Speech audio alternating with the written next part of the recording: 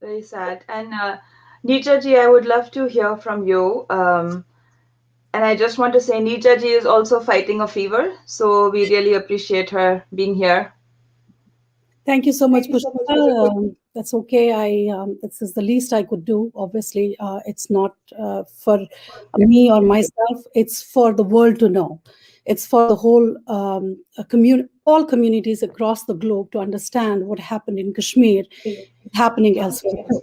So I want to give you a little perspective about this. 1990 didn't happen just like that. There was a whole lot of planning that went into it.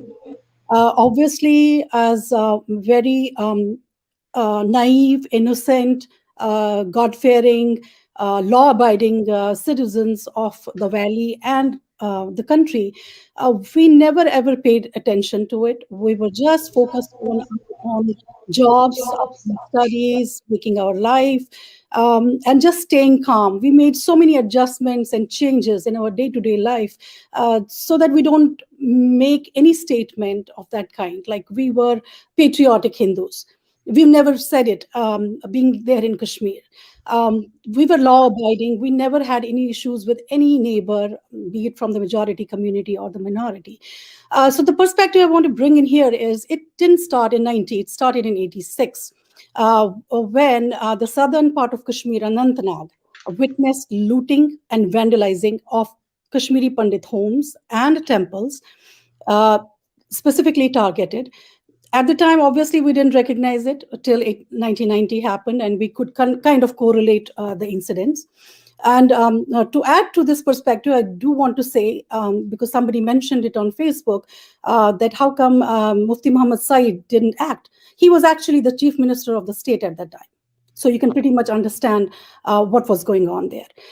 Late 1988 and 89, we could see clear changes in the population of the majority community. The attire changed, the demeanor changed, talk changed, walk changed. There were verbal, written, telephone threats openly. And I mentioned it to you yesterday also. My dad received several, the contents of which he never shared with me till he passed on to the other world in 2017. He mentioned it to me what actually was written in those notes, because they were written in Urdu, and they were coming from the area commanders of the terrorist outfits.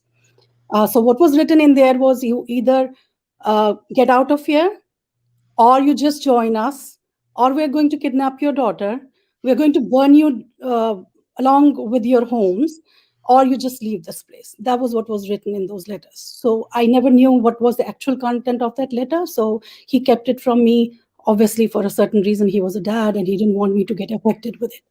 Now, all these posters, etc., they were not only sent to us personally.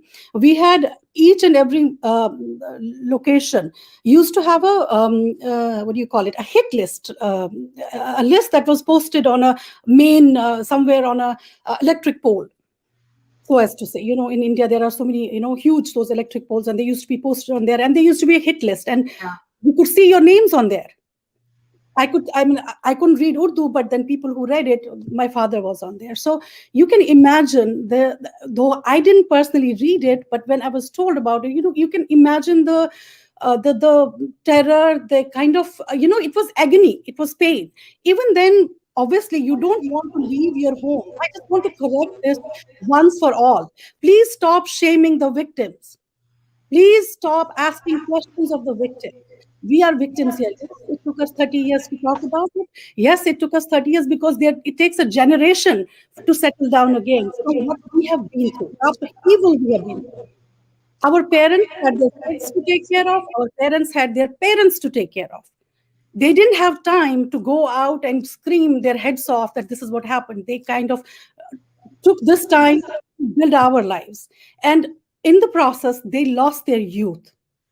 In the process, we lost our youth, but we did not go into something like taking revenge. We didn't pick up guns, we didn't shoot anybody, we didn't kill anybody, we didn't land up in jails. We made our lives. And if you happen to see our Kashmir festival that we recently concluded, a month long festival, that's where we showcased our strength. That is our strength. Our strength is what we are contributing to the society. Right. And that should not be shamed. We are the victims and we need to stop shaming them.